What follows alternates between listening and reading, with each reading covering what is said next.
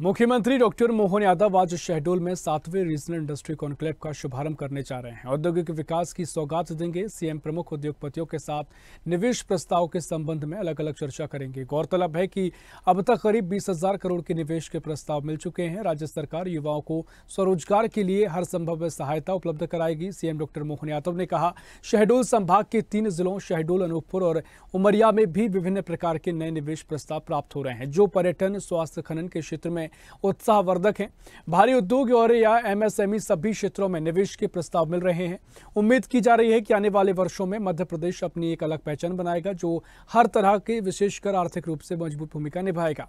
इसके साथ ही सीएम ने कांग्रेस पर निशाना साधा। कहा कि कांग्रेस जब भी देखती है तो देश विरोधी तरीके से अपनी अलग पहचान बनाती है और उसके मुखिया राहुल गांधी हैं।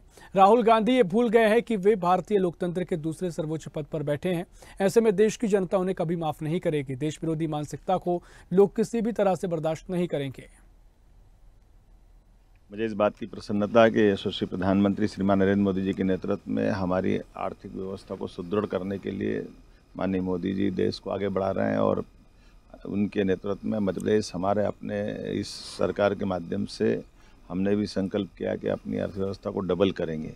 इसलिए मैं आज शहडोल की रीजनल कॉन्क्लेव में जा रहा हूँ। ये संभाग स्तरीय औद्योगिक निवेश की बड़ी एक मीटिंग है, जिसमें हमने सभी प्रकार के निवेशकों को बुला करके शहडोल और शहडोल संभाग के 3 जिले शहडोल, अनूपपुर, उमरिया सब दूर अलग अलग प्रकार के नए निवेश के प्रस्ताव भी मिल रहे हैं, जो बड़ी उत्साहजनक है।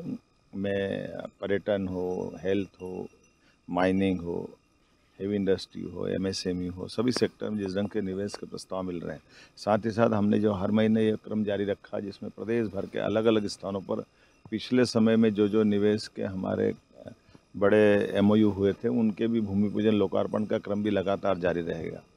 जिस प्रकार से अभी तक का पूरा चक्र अगर देखें तो संभाग स्तर का ये आखिरी चक्र में हम पहुंच गए हैं। ऐसे में 4 लाख करोड़ से ज़्यादा के निवेश के प्रस्ताव अब हमारे पास आ चुके हैं और 3 लाख से ज़्यादा युवाओं को रोज़गार के अवसर इसमें मिलेंगे।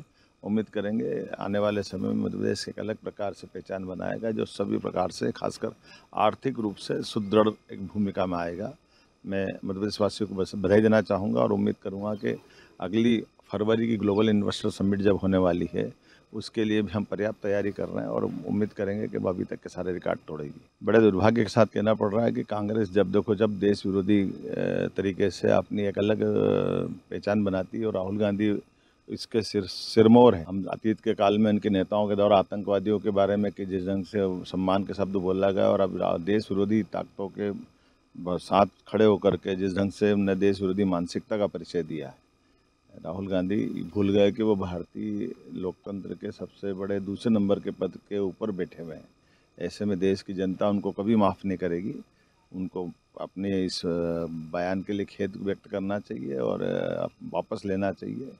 मैं मान के चलता हूं कि लोकतंत्र में नीतियों पे कुछ बोला जाए, बाकी चीज़ें हो सकती है, लेकिन देश विरोधी मानसिकता तो किसी भी दृष्टि से जनता बर्दाश्त नहीं करेगी। मैं मान के चलता हूं कि उनको ये समझ में आएगी और माफ़ी मांगेंगे। ऐसी ही खबरों के लिए हमें लाइक करें, शेयर करें, फॉलो करें और यूट्यूब पर सब्सक्राइब करें और बेल आइकन दबाना ना भूलें। साथ ही ताज़ा अपडेट्स के लिए हमारी वेबसाइट swadesh live.com पर जरूर जाएं।